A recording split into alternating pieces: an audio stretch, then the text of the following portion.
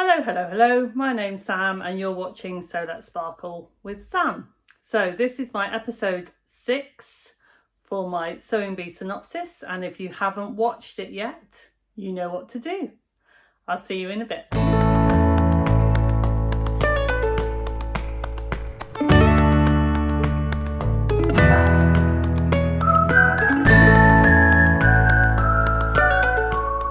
Hi there.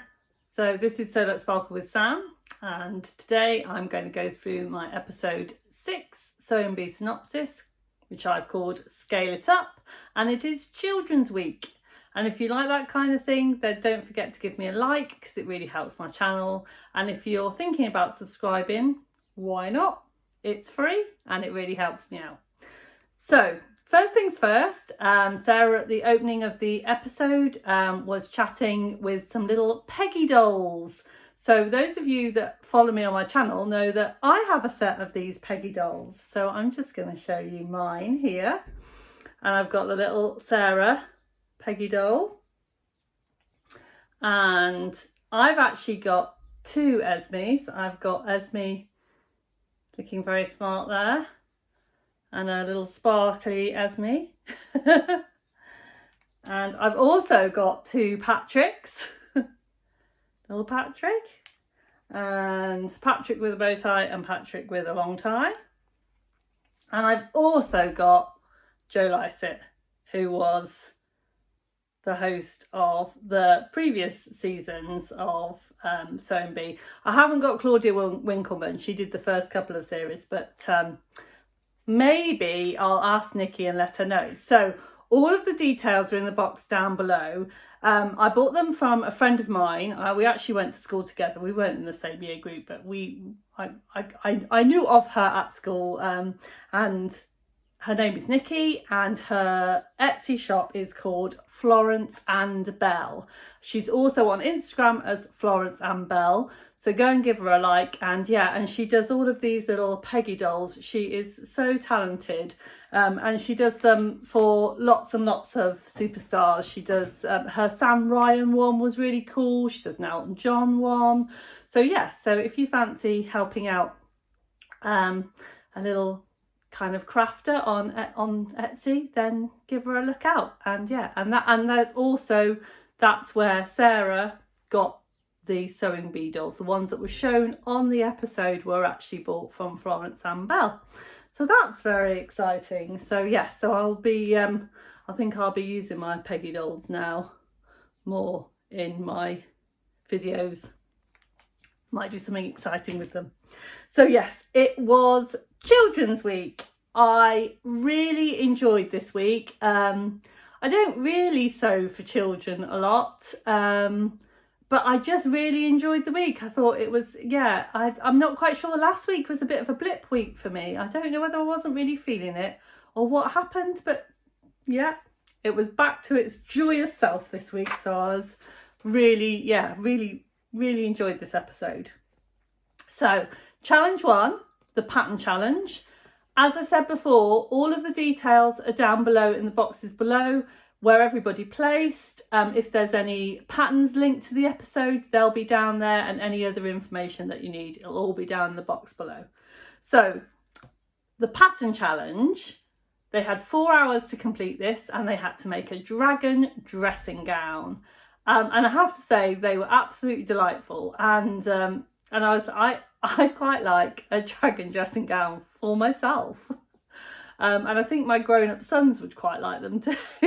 So there is a pattern linked with the episode, which I have linked in. I don't normally link patterns, but this is actually a Sewing Bee pattern. It is actually one that has been selected by the programme. So I have popped that one in, and I'm wondering whether, I haven't had a proper look at it yet, but I'm wondering whether it'll be easy just to scale it up and make some Christmas presents for my older children, because they would love dragon dressing gowns. So yeah, so sorry, I digress. We'll get on with the show. So they all had to make dragon dressing gowns from terry toweling, some cotton terry toweling, which is quite thick fabric. I've worked with terry toweling quite a few times, and it is a bit of a tricky trickster to work with. and all of those layers, if you think about it, they had to make the spikes by bagging them out, and then they were in between two thick layers as well of terry toweling, so there was quite a lot of layer, and then binding as well, so there was a lot of layers to deal with. So it was quite a tricky sew, and they had 4 hours to do it in. So you could tell how tricky the challenge was because Asmaa actually, she did actually do a little swear word. So little, you know, kind of, it was very tame, but but it got kind of a bit of an ooh from Sarah. So yeah, I think all of the contestants, with maybe the exception of Lizzie, I think all of the contestants did find something about this challenge tricky. So yeah, it was definitely a good one, because I love challenges, pattern challenges that challenge the contestants. So yeah, it was really good fun. So yeah, and they all made their gorgeous dressing gowns. If I find any pictures from the show, I always put them up, so keep a lookout for any pictures that I have found. And yeah, so Asmaa made a purple and yellow dragon. Postman Tony, we don't need to call him Postman Tony anymore because there is only one Tony, but I think for me he will forever be Postman Tony. So Postman Tony, he did a blue and pink. He really struggled, really struggled with the binding. I think he did it 5 different ways all the way around. So I mean, I'm not great with binding, but I have used it quite a few times, so I would know what to do. Mine might not be the neatest, but I think I would have had a clue of how to do it. But yeah, I think a lot of them struggled with the binding. Mia had her colours, whenever she chooses her colours, I think, oh yeah, that's the colours that I would choose. She has great choice. And it was like a grey and a dusty pink. It was like a blue grey with a dusty pink spikes, if you like, for the dragon. Hers was very beautiful. She also struggled with the binding. Vicky did a yellow and purple dragon, and she also struggled with the binding. Lauren did the pink and green. I didn't think her binding looked too bad, but she didn't do it as the instructions asked, so she also struggled. And then Lizzie, our master binder for the episode, she did a fabulous job. And then Fauve did a traditional Welsh dragon colours, so hers was red and green. And I have to say, hers, of all of them, it kind of stood out as being a little bit wonky. So there was quite a few mistakes on hers. Her facing wasn't sewn in quite right. There was a few little bits and pieces, and Patrick did, you know, he was quite brutal with pointing. He did point out everything. So sadly, she was last in that challenge, and Lizzie was first. But as I said, if you want to know where everyone came, I'll pop it all in the notes downstairs. So I'm licking my fingers so I can turn the page of my notebook. So I do apologise. I have written everything down. I make quite extensive notes of the episode, so I can kind of remember everything that I brought to you. So the next challenge was the transformation challenge, and they had to make little dinky denim jackets, so children's used denim jackets, and they just had to transform them, jazz up a jacket, if you like. They only had 75 minutes for this challenge, because when they first came on, I thought, oh, you know, this is my challenge, because I love kind of jazzing up old things. I love the decoration part of it. I love a bit of applique. And this was the challenge that I thought, you know, I don't always think about what I would do in the transformation challenge, because I sometimes just think, I have no idea what I would do with that. But this one really made me think about what I would do. And I would have definitely gone down the route of where Lizzie went with her applique, because I love applique and I love free motion, and I would have definitely, you know, gone that route. So that was really interesting. So Lizzie did some roller boot and like stars and stripes and things, applique on hers. So the main seam was on the back, but she did transform the whole of the jacket. And it did really pop out. But again, I was looking at it and I was thinking, oh, it's a bit untidy here. And then I was thinking, hang on a minute, Sam, I've got 75 minutes. You're not going to have time to like neaten all of those edges. So, which I think is a bit of a shame, because if I had a little girl to give that jacket to, I'd want to spend the time to finish it. And I think that's what sometimes frustrates me about the transformation challenge, is that they don't end up with like nice finished projects. But then, you know, I guess that is the show, isn't it? So yeah, it's weird, isn't it, how it kind of makes you feel. So Asmaa, I think Sarah called hers the disco jellyfish jacket, and it was a very good description actually. If you didn't get to see it, disco jellyfish tells you everything you need to know. It was kind of like neon tulle. Is that the right word? Is that how you say that? And it was kind of, and it looked like she'd made scrunchies out of it, kind of, and then scrunched them round the arms. But I have to say, it wasn't Asmaa's best work. In all of the episodes, I always, you know, I've always really enjoyed what Asmaa does, and that one didn't really do anything for me, and the judges weren't particularly impressed either. So unfortunately, Asmaa did come last in that challenge. Lauren did some English paper piecing. So it's where you kind of pop the design on paper and then sew it from the back, and then you rip the paper off, and then you've got the design on the front. And she did that very well in the time, because I've done a little bit of English paper piecing, not very much. I've done a little dabbling in it, and it takes me forever. So the fact that she managed to get that done in the time, I was very impressed. Mia, of course, went down the ruffles route, which she often does. But she, again, her design was top notch. The way that she graded the sizes of the ruffles for the pockets and the sleeves and the back, it was done really nicely. And again, I know I keep saying it, but 75 minutes, the fact that she got that finished jacket in that time, I was very impressed. Tony, in fact, when I said that I would have probably gone Lizzie's route, I would have probably gone between Lizzie's and Tony's route for jackets, because I loved his design as well. So he used 2 different dinosaur fabrics, and then he did some fussy cutting of the dinosaurs, and kind of in the placement of his jacket, looked really nice.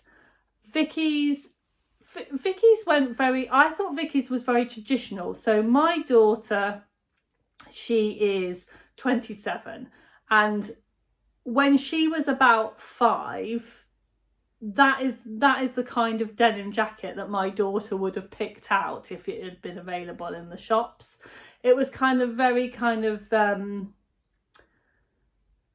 it was traditional but modern. I'm sorry, I'm finding it really difficult to explain, but I did really like it. The applique was very simple. It was all kind of hearts. The collar finished, I thought, was beautiful. I think it was a broderie anglais kind of ruffled collar.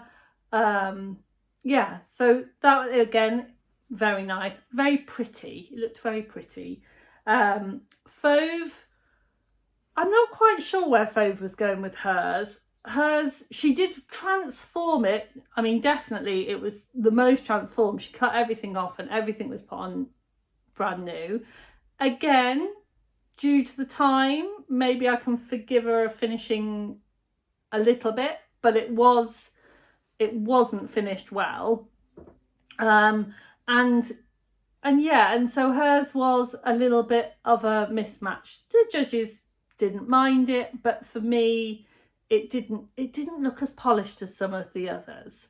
But it was very nice, and it did look very different, and it was definitely jazzed up from the jacket that she had in the beginning. So yeah, the other thing that I noticed about this challenge was, again, due to the time, I know that if I'd have done this challenge, I would have had to have changed my needle about 15 times, because going through all of those layers of the denim and then all of the other bits and pieces that you were changing and kind of adding in ruffles, I would have had a lot of broken needles, I think. So they did very well. They did manage the fabrics in this really, really well.